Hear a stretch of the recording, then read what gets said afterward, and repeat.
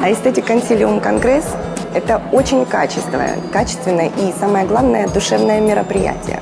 Мы очень рады, что в эти 3 дня собрались профессионалы бьюти-индустрии, которые хотят расти, которые хотят развиваться.